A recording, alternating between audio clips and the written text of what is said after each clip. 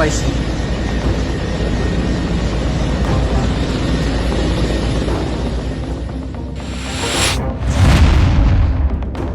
৩৬ দিনের রক্তক্ষয়ী অভ্যুত্থানের চূড়ান্ত পরিণতি পেতে যাচ্ছে দেশ।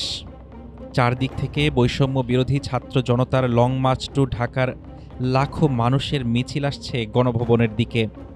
কিন্তু পতনের শেষ প্রহরে দাঁড়িয়েও তৎকালীন প্রধানমন্ত্রী শেখ হাসিনা ক্ষমতা ছাড়তে অনড়। আন্তর্জাতিক অপরাধ ট্রাইব্যুনালে দাখিল করা চাংখারপুল মানবতা বিরোধী অপরাধের মামলার আনুষ্ঠানিক অভিযোগে উঠে এসেছে ৪ ও ৫ আগস্ট গণভবনের সেই শ্বাসরুদ্ধকর ও নাটকীয় মুহূর্তগুলো। ৪ আগস্ট রাত ১২টা গণভবনে শেখ হাসিনার সঙ্গে বৈঠকে বসেছেন মন্ত্রী, দলীয় নেতা ও শীর্ষ নিরাপত্তা কর্মকর্তারা। স্পিকার শিরীন শারমিন চৌধুরীর পদত্যাগের পরামর্শ দিলেও ওবায়দুল কাদেরের নেতৃত্বে কঠোর অবস্থানের পক্ষে অবস্থান নেয় তথাকথিত গ্যাং অফ ফোর। পরদিন ৫ আগস্ট সকাল ৯টা গণভবনে আবারও জরুরি বৈঠক। শেখ হাসিনা বাহিনীর শীর্ষ কর্মকর্তাদের ওপর খুব ঝেড়ে প্রশ্ন তোলেন, পুলিশ মারতে পারলে সেনাবাহিনী কেন পারছে না? তখন তৎকালীন আইজিপি সরাসরি জানিয়ে দেন নির্মম সত্যটা।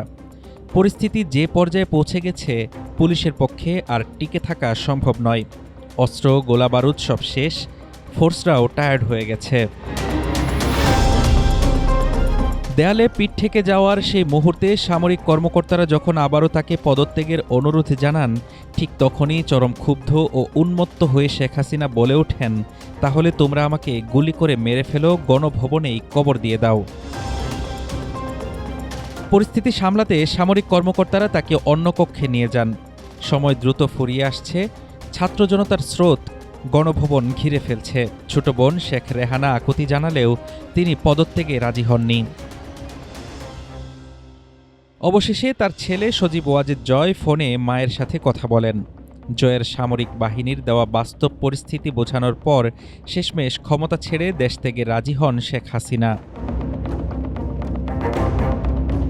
টেলিভিশনে একটি বিদায়ী ভাষণ রেকর্ড করতে চেয়েছিলেন তিনি, কিন্তু সামরিক বাহিনী তাকে সেই সুযোগ দেওয়ার মতো সময়ও পায়নি।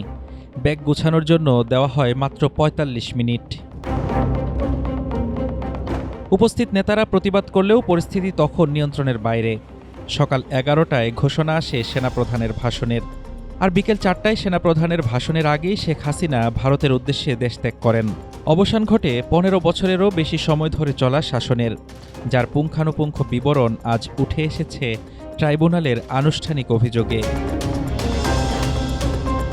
হাফিজুর রহমান তুষার, ঢাকা টুডে।